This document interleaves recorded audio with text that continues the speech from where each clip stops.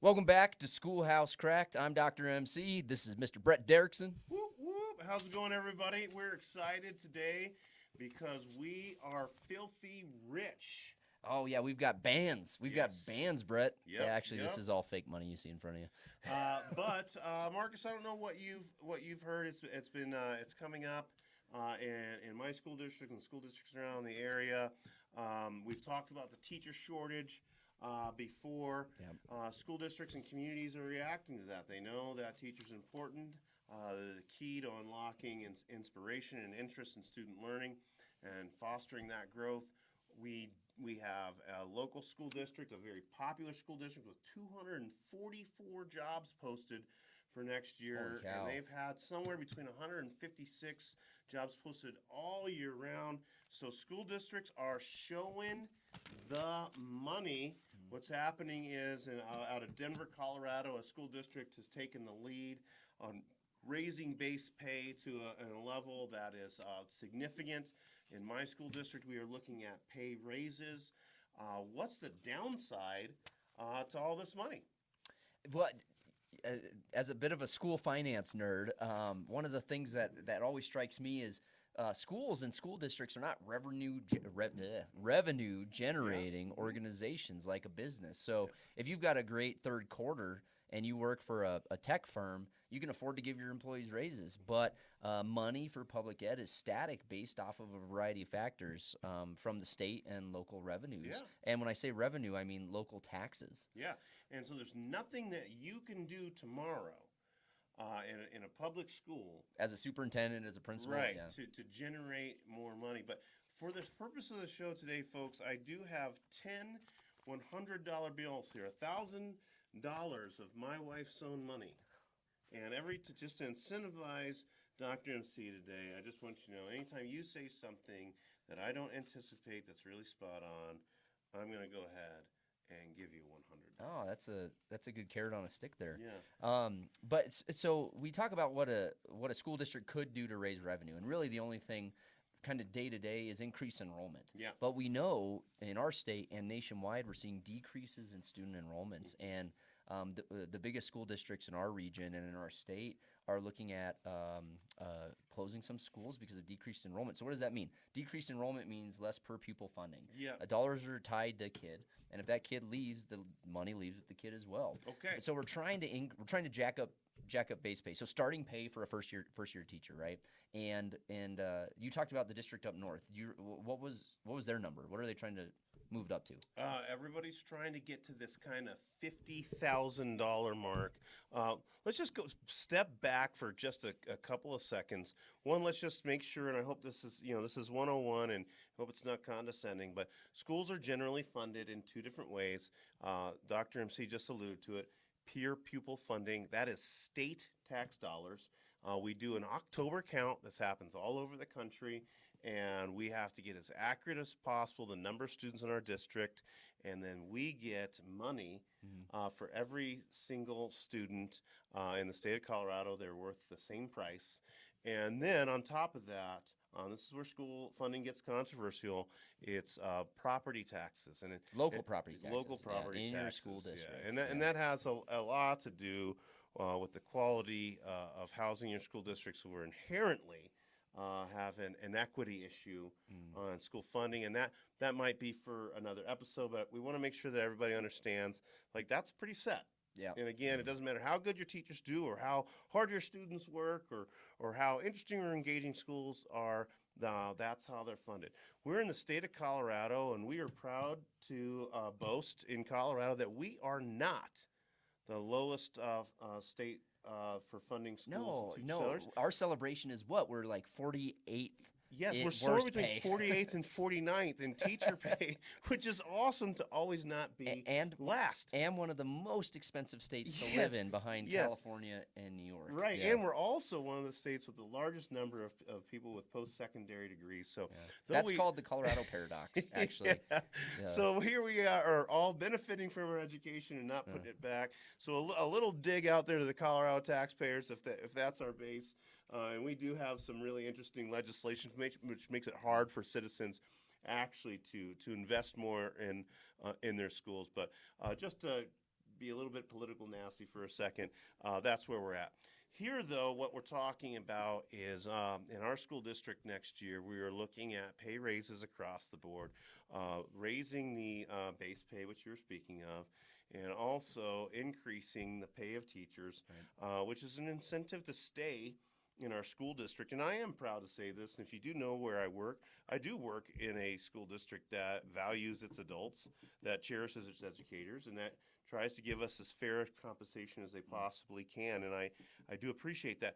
But there is a cost for every cost. Mm-hmm. And that's what I want to explore. When the pot of money isn't expanding at the same rate as the raises are expanding, where's the difference coming from? And so, for example, if you're a district and you've got 70 mil in your general fund, and you know you're going to have 70 mil in your general fund next year because of your student enrollment and local property taxes, but you're increasing pay. Well, if you're not increasing the pot of money, there's going to be cuts. We know this. Any company's dealing with the same thing. So I think pay raises are all well-intentioned, absolutely, taking care of your folks. But inevitably, it potentially means you're not taking care of something else. So I think you did a really good job of explaining that.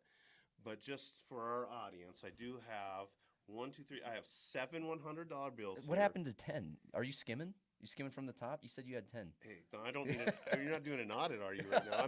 I'm just holding 7 right now. But I'm going to give you $100 because I really appreciate your comment there. But that, Marcus, that just leaves me now with 6 in my hand. Yeah. And there's nothing I can do to get more. Yeah. So just to illustrate it, and I'm not trying to be sarcastic or condescending, but the whole point is if I take a percentage of our general fund and put it into our teachers, that money is gone, and I'm for that. Marcus, what are the things though? And from the many positions that you've worked at, from higher ed to being a principal to being assistant principal and different things, and for those of you guys that don't totally know Marcus, he's just fiscally sound. And there's I could much go into to that my more. wife's dismay. Yeah, but you really are detail oriented. You really are savvy and conservative with personal finance. Where do you see these organizations as they raise teacher pay, let's say 5%, maybe even up to 10%? What's going to suffer? Well, some of it's going to be support positions, and so inevitably that may mean we're hiring for one less bus driver this year. Even if we're giving bus drivers pay raises, we're hiring one less paraeducator, teacher aide. But where often we see this is in those kind of ghost line items that as a teacher you might not see, as a parent you might not see, but ultimately a building principal is going to have to make some cuts because rather than having a $100,000 building budget where they can spend on supplies, materials, curriculum, now they've got 80 or maybe they've got 70. And so you start to see these cuts in regard to classroom materials, field trips, so fewer field trips. You start to see it in every couple of years you get new curriculum in different department areas. So now instead of every 3 years we get a new math curriculum, now it's every 4 or 5 years we're getting a new math curriculum. And so you start to see districts stretch the dollar in other areas or just not fill positions that after somebody retires, they're not going to fill that position now. And so you start to see these cuts. So in a department of maybe 30 English teachers at a high school, they all got pay raises, but one of those teachers is retiring this year, and so now we're not going to fill that position. So now we have 29 English teachers, which means every teacher now has 3 extra kids in each one of their classes next year. And so these little subtle changes you'll notice. And so I'm right with you. I agree. There should be pay raises, but there's going to be a second and third order consequence there. Dr. MC, I would say though that if we give me a damn dollar, no $100, no, that's mine. No, but the point is that I don't think that they're subtle, because we want all things out of our schools. So. Well, I mean, when you now get 10,000 copies a year at the copy machine as a social studies teacher, but now you can only get 2,000 copies. Yeah. That's something that isn't obvious initially, but you feel it at semester. No, I think I do. If I had $50 bills, I'd given you a 50, because Partial I think credit. a lot of them. No, it's just that the point is that a lot of them are subtle. But I don't want to step away from the ones that aren't. Yeah. Like I am an educator. I understand school finance. I also understand what it means to lose a bus driver, lose a paraeducator. My wife may Schedule not. fewer field trips. Right, Yeah. and I adore and I love my wife. But if I go home to her today and say, hey, we're going to have to cut one of our paras and we're going to lose a bus driver, she's going to look at me like, hey, say something interesting. Right. But for families whose child needs a paraeducator, Right. or for families whose child now has to get up a half an hour earlier because we're doing bus routes, so school doesn't actually now start until 8:30, but your kid, because they ride the bus, is up at 6 a.m. and you're Right. trying to get them breakfast, but they actually have to take an hour-long bus ride for a 20-minute commute because they're running extra routes. These things that come across as a small deal, like we have one less bus driver or we have one less para, actually really do impact, and typically they're kids or teachers that are on the periphery, and it's not a small deal. Like, and you and I got into it a little. Literally, we got into it before this show about how our school's going to make some cuts, and Marcus as a school counselor and myself having been a core teacher, we had a little bit of a discussion about where these positions should be cut. And you rightfully are an advocate for the social emotional needs and for the academic counseling needs of students. And I'm thinking, well, geez, you can't increase my class from 22 to 25 because it's not 22 to 25. The parents at home want to have their kids in honors classes.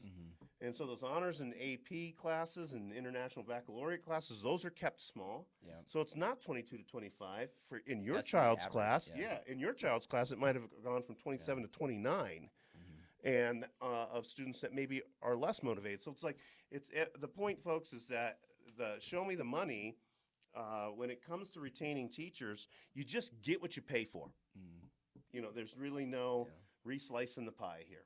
Well, and so thinking more large scale, we know most of this funding comes from state and local taxes, and there is some federal funding that comes in depending on the nature of your school. But I've been tracking a proposed bill that I'm all for, but in all honesty, it doesn't stand a snowball's chance in hell. But proposed by Bernie Sanders to increase base pay for all teachers to $60,000 a year. And I mean, that's a great number depending on where you live. In some states, that's actually a reduction. Like if you're in central New York City, that's a pay cut. Yeah. If you're in rural Nebraska, you're making bank. Yeah. And so there's still some considerations there. And again, where's that money going to come from? And it's going to come from federal taxes. Because again, we're not generating revenue in public education. It's nonprofit. It's public sector. And so it's something you and I have yet to reconcile. Is our hearts are in the right place here, and we both agree with it. But just understanding cash flow, like unless we revamp the school finance law or revamp the federal government's role in local education, which there's a big argument around on both sides there.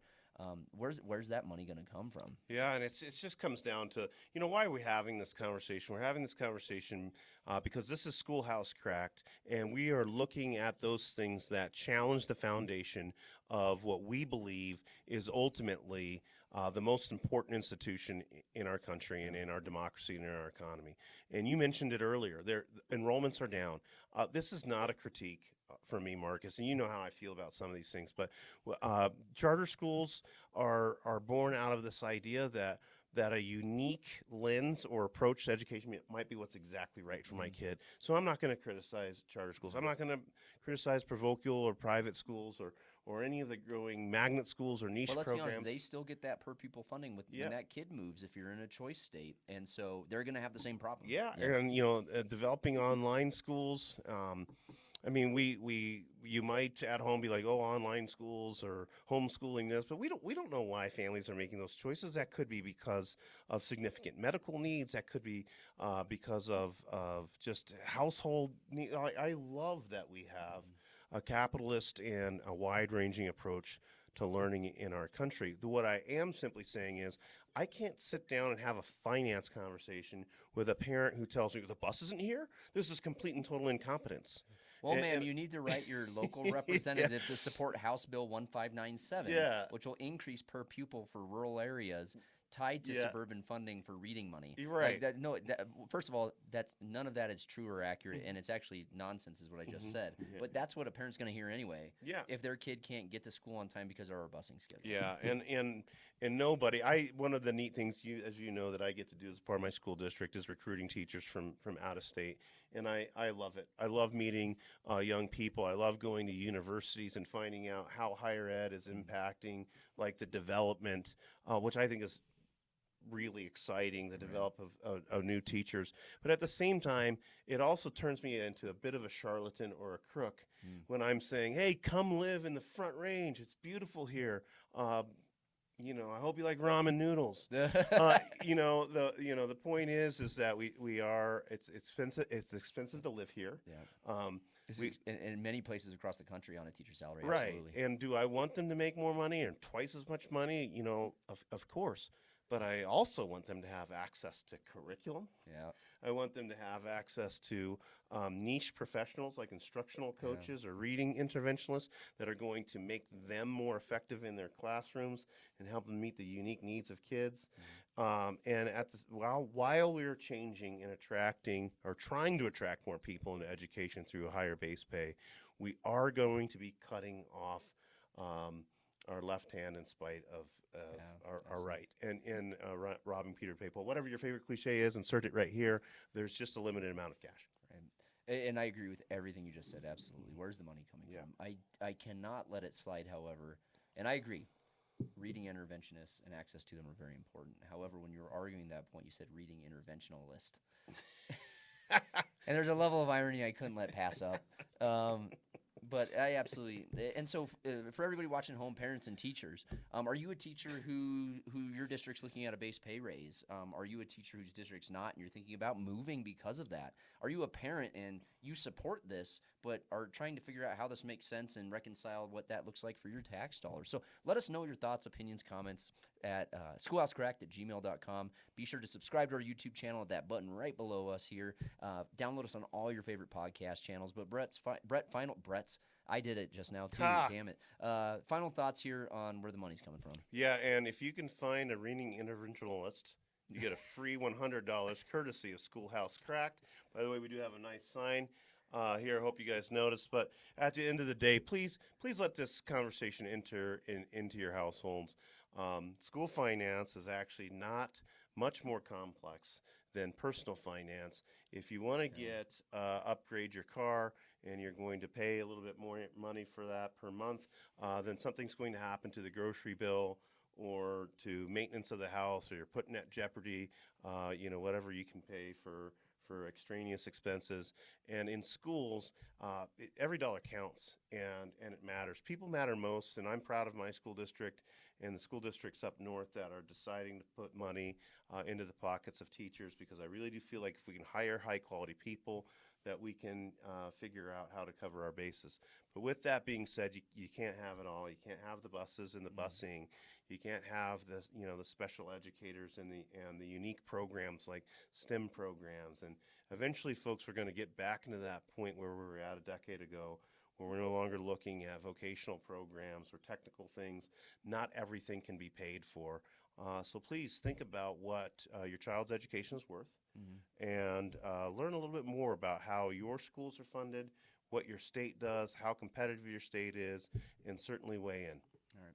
So thanks for tuning in to Schoolhouse Cracked. Send us your thoughts. Show us your money. Let us know what you think. We'll see you in our next episode.